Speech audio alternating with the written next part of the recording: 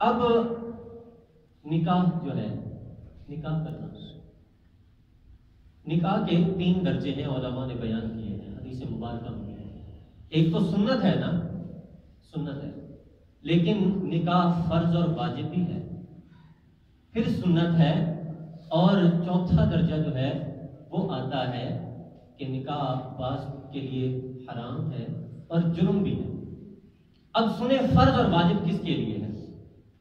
فرض اس شخص کے لیے ہے جس کے پاس مال و دولت تھی، مال و دولت ہے، بہت کچھ ہے، اور لیکن وہ عیاشی کرتا ہے، معاذ اللہ زیادتیاں کرتا ہے، زنا کرتا ہے، وہ کہتا ہے کہ میں نے نکاح نہیں کرنا، شادی نہیں کرنی، سنت نہیں ادا کرنی۔ فرمایا کہ اس کے لیے نکاح فرض اور واجب کا درجہ رکھ چکا ہے، اس کو کرنی چاہیے، نکاح کرنا چاہیے اس کو۔ آپ نے سنا ہوگا کہ کچھ عرصہ پہلے ایک حکومتی وزیر نے بھی کہا تھا، جب اس سے سوال کیا گیا کہ آپ شادی کیوں نہیں کرتے، نکاح کیوں نہیں کرتے، تو اس نے کیسی واقعات بات کی۔ وہ کہنے لگا کہ جس کو والد سے تازہ دودھ مل رہا ہو خالص، تو اس کو گھر میں گرہست رکھنے کی یہ بات کرنے والی ہے، میڈیا پہ کرنے والی ہے۔ سنت رسول کا وہ انکار کر رہا ہے اور کیسی بےہودہ گفتگو کر رہا ہے، ذرا شرم و حیا نہیں اس میں۔ فرمایا کہ اس کے لیے نکاح فرض اور واجب کا درجہ رکھ چکا ہے۔ سنت وہی ہے کہ آپ جتنی آپ کی استطاعت ہے، آپ کی عمر ہو گئی ہے، آپ کے پاس جو آپ خرچہ افورڈ کر سکتے ہیں، آپ نکاح کریں، سنت ہے۔ اور جس کو بعض علماء نے حرام یا جرم قرار دیا ہے، وہ ایسے شخص کے لیے کہ جو نامرد ہے، وہ کہتے کہ میں حقوق زوجیت صحیح طرح سے ادا نہیں کر سکتا، وہ کسی کی زندگی تباہ نہ کرے، خراب نہ کرے۔ فرمایا کہ اس کے لیے جرم ہے، اس کے لیے حرام کا درجہ بھی ہے۔ تو نکاح جو ہے وہ ہماری میجورٹی، میں کہتا ہوں کہ نکاح کو آپ جب ہمارے معاشرے میں آپ غور کریں، معاذ اللہ ثم معاذ اللہ، کہ جب زنا 500,000 میں ہو رہا ہو اور نکاح 5 لاکھ 10 لاکھ میں کر دیا ہو، تو وہاں پر کیا آپ کہتے ہیں کہ غوث اعظم پیدا ہوگا؟ گلی کوچوں میں، کوڑے دانوں میں آپ کو بچے جو ہیں وہ مل رہے ہیں، مردہ ہیں، کوئی ان کا والی وارث نہیں ہے۔ جوان طبقہ اتنا زیادہ کہ جب جوان آدمی، جوانی اس کی 18 سال سے شروع ہو رہی ہے، تو کیوں 40 تک آپ اس کو لے کر جاتے ہیں؟ کیوں بیٹیاں جو ہیں وہ آپ نے گھر میں بٹھائی ہوئی ہیں؟ بعض تو ایسے ہیں نا کہ وہ ڈیمانڈ کر رہے ہوتے ہیں کہ ایسا جو ہے ہماری مرضی کے مطابق کا کوئی رشتہ نہیں آ رہا، لہٰذا ہم اپنی بیٹی بٹھائیں گے۔ بھائی تم کیوں اس کی زندگی خراب کر رہے ہو؟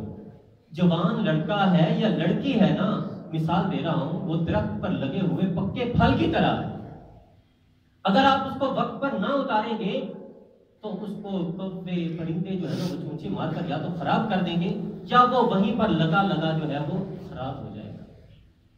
اسی طرح عمریں جو ہیں وہ گزر رہی ہیں، بیٹیاں بوڑھی ہو رہی ہیں، بیٹے بھی ہیں، آپ نکاح کو عام کریں۔ ہمارے ہاں بہت ساری قرآن مجید میں جب فرمان ہے اور حدیث مبارکہ میں بھی ہے کہ آپ جو ہے وہ اپنی جوان بیٹی، اب عمر کیا ہونی چاہیے نکاح کی؟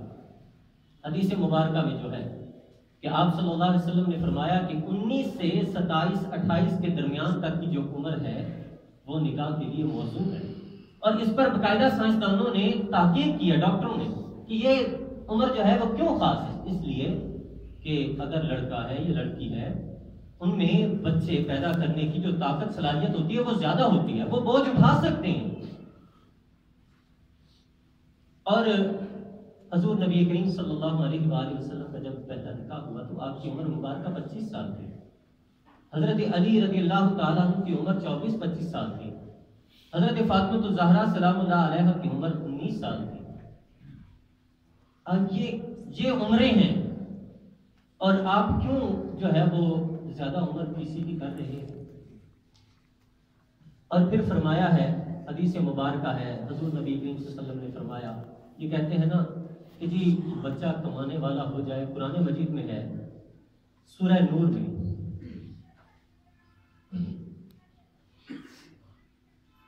رب تعالیٰ ارشاد فرما رہا ہے، جو کہتے ہیں نا کہ جی رزق نہیں ہے، استطاعت نہیں ہے، کماتا نہیں ہے، اس کے لیے رب تعالیٰ کا فرمان قرآن مجید کا، رب تعالیٰ نے کیا فرمایا ہے؟ وَأَنكِحُوا الْأَيَّامَ مِنكُمْ وَالصَّالِحِينَ مِنْ عِبَادِكُمْ وَإِمَائِكُمْ إِنْ يَكُونُوا فُقَرَاءَ يُغْنِيهُمُ اللَّهُ مِنْ فَضْلِهِ وَاللَّهُ وَاسِعٌ عَلِيمٌ۔ فرمایا کہ تم جو بغیر نکاح والے نا ان کے نکاح کرو، جو غیر شادی شدہ ہیں، عمریں ہو چکی ہیں، ان کے نکاح کرو۔ کیوں کہ اس سے نیک بندے، اللہ تعالیٰ کی نیک مخلوق پیدا ہوگی، ورنہ وہ بے حیائی اور برے کاموں میں لگ جائیں گے، اور اس کا گناہ والدین کے ساتھ آتا ہے۔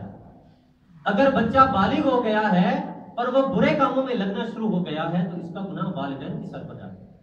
فرمایا کہ اگر تم فقیر ہو، ان یکونوا فقراء، اگر تم فقیر ہو نا، کہتے ہو کہ میرے پاس کچھ نہیں ہے، یغنیہم اللہ من فضلی، اللہ تعالیٰ تمہیں غنی کر دے گا، عورت کے ذریعے سے تمہیں مال و دولت عطا کر دے گا، وہ عورت اپنا رزق لے کر آئے گی، تم نکاح کرو، رب تعالیٰ کے فضل سے تمہیں برکت ملے گی۔ اور پھر حدیث مبارکہ بخاری و مسلم کی، حضور نبی کریم صلی اللہ علیہ وسلم نے فرمایا کہ التمسوا الرزق فی النکاح، نکاح میں رزق تلاش کرو، نکاح میں رزق تلاش کرو۔ رب تعالیٰ کا فرمان بھی سچا ہے، حضور کا فرمان بھی سچا ہے، ہمارے اپنے ڈھکوسلے ہیں، ہماری اپنی مجبوریاں ہیں اور ہم پیش کر رہے ہوتے ہیں۔ اور پھر اعلان آپ صلی اللہ علیہ وسلم نے کیا فرمایا؟ حضرت عائشہ صدیقہ رضی اللہ تعالیٰ عنہ آپ روایت کرتی ہیں، فرماتی ہیں کہ حضور نبی کریم صلی اللہ علیہ وسلم نے فرمایا ہے کہ نکاح جو ہے وہ مسجد میں کرو اور اعلانیہ کرو، ایسا نہیں کہ چھپ چھپا کے لوگوں کو پتہ ہی نہ ہو۔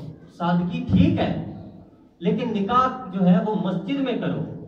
آپ مجھے بتائیں کہ آج کیا اس سنت پر عمل ہو رہا ہے یا اس حکم پر؟ اگرچہ ہم مان لیتے ہیں کہ یہ حکم جو ہے وہ فرض کے لیے نہیں ہے، استحباب کے لیے ہے، مستحب عمل ہے، لیکن مستحب کو ہی آپ کیوں چھوڑ رہے ہیں جب حضور کا فرمان موجود ہے، جب حضور کا فرمان موجود ہے؟ لیکن کیا کریں، کیسے ممکن ہو کہ مولوی صاحب کہیں کہ مسجد میں آؤ، یہاں پر نکاح آ کر پڑھواؤ۔ اگر کسی شخص نے کہہ دیا کہ میرے ہاں آؤ نکاح پڑھانے کے لیے، تو مولوی صاحب کیسے کہہ سکتے ہیں کہ میں نہیں آؤں گا، مسجد میں آؤں؟ دیہاتوں میں تو ہوتا ہے، بہت سے ہمارے دیہاتی لوگ بھی ہوں گے، دیہاتوں میں تو ہوتا ہے کہ مولوی صاحب تو کم ہی کاری ہے، سال بعد فصل آئے گی، دانے دے دیں گے، اللہ اللہ خیر صلاح، روٹیاں کھانی ہے تو جاؤ گلیوں سے مانگو، گھروں سے اور کھاؤ، کوئی تنخواہ نہیں ہے، کوئی کچھ نہیں ہے۔ ہاں اگر پڑھے لکھے معاشرے میں کسی شہر میں ہے تو عزت باوقار ہے، تو بعض لوگ اس بات پر عمل کر لیں گے، لیکن بعض ایسے بھی ہوں، مثلا مسجد کے متمم ہو گئے، اگر وہ کہہ دیں گے کہ میرے گھر آؤ، مولوی صاحب کیسے کہیں گے کہ میں تمہارے گھر نہیں آؤں گا؟ نکاح مسجد میں کرواؤ، اس لیے کہ حضور کی حدیث مبارکہ موجود ہے۔ لیکن ایک خاص بات آپ دیکھیں کہ عیسائیوں نے اس بات پر ابھی تک عمل کیا، ان کا کوئی بھی پادری بغل میں کتاب دبائے جو ہے وہ نہیں گیا ہوا ہوتا اس محفل میں۔ یہ مولوی صاحب ہوتے ہیں کہ جی عصر کا ٹائم تھا، بیٹھے ہیں برات نہیں آئی، وہاں بیٹھے بیٹھے سوکھ گئے، نمازوں کا وقت بھی گیا، جی انتظار کریں ابھی برات نہیں آئی، اور وہ بیٹھے ہیں، اور نہیں تو اسٹیج پہ بیٹھے ہیں تو جی آپ یہاں سے اٹھ جائیں، اس کونے میں جا کر بیٹھ جائیں۔ یہ عزت ہے اس کی، یہ آپ اس کو اعزاز دے رہے ہیں۔ شہزادہ ہے یا شہزادی ہے، کرسچن ہے نا عیسائی، کیا ہوتا ہے؟ پادری کہتا ہے ادھر چرچ میں آؤ، ہمارے سامنے ایجاب و قبول کرو، ہم نہیں آئیں گے تمہارے پاس ادھر۔ لیکن کون کہے گا یہ بات کہ ہم نہیں آتے؟ اب وہ انہوں نے اپنی اس حیت کو برقرار رکھا ہوا ہے عیسائیوں نے، لیکن ہم نے سارے معاملات جو ہے وہ ملا دیا۔ نکاح سے ایک نیا معاشرہ تشکیل پاتا ہے، خاندان ملتے ہیں، بعض تو ملک مل جاتے ہیں، 2 ملک مل جاتے ہیں نکاح سے۔ اب دیکھیں کہ جب وہاں پر آپ نے نکاح کا انتظام کیا ہوا ہے، کشادی حال ہے، شامیانے لگائے ہوئے ہیں، قیمتی قالین ہیں، صوفے ہیں، فانوس لگے ہوئے ہیں، اور وہاں پر کیا ہے، سگریٹیں پی جا رہی ہیں، دھواں ہے، غیبتیں ہو رہی ہیں، چغلیاں ہو رہی ہیں، ایک دوسرے سے ہنسی مذاق ہو رہا ہے. اور وہاں پر جب خطبے کا وقت آتا ہے، مولوی صاحب آہستہ سے ایسے دلہے کے کان میں بن بن بن بن بن کر کے پتہ نہیں اسی کو صرف سنا رہے ہوتے ہیں، اور پھر کہا جاتا ہے جی دعا کر لیں، دعا کر لیں.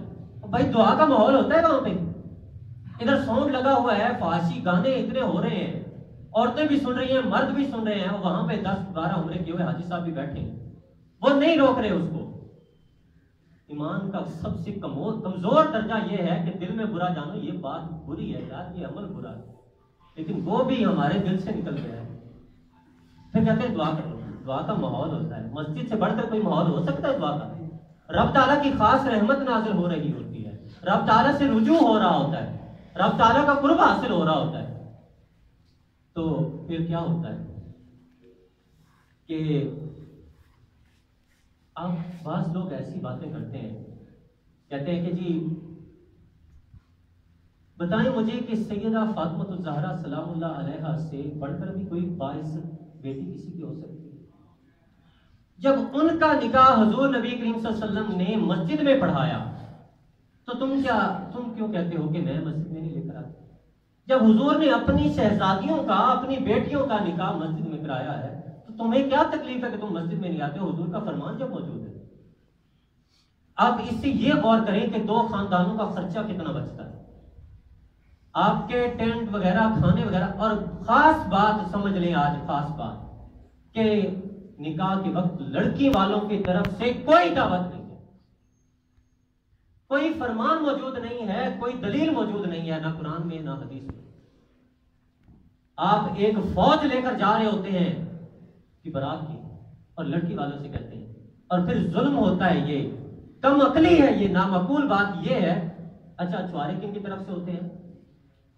دولہے والوں کی طرف سے، لڑکے والوں کی طرف سے. اور مرغ پلاؤ اور 5 قسم کے کھانے کن سے کھا رہے ہیں آپ؟ لڑکی والوں سے. اور بھائی جو تمہیں مرغ پلاؤ اور 5 قسم کے کھانے کھلا سکتا ہے تو وہ تمہیں جو ہے 2 کلو چھوارے نہیں کھلا سکتا.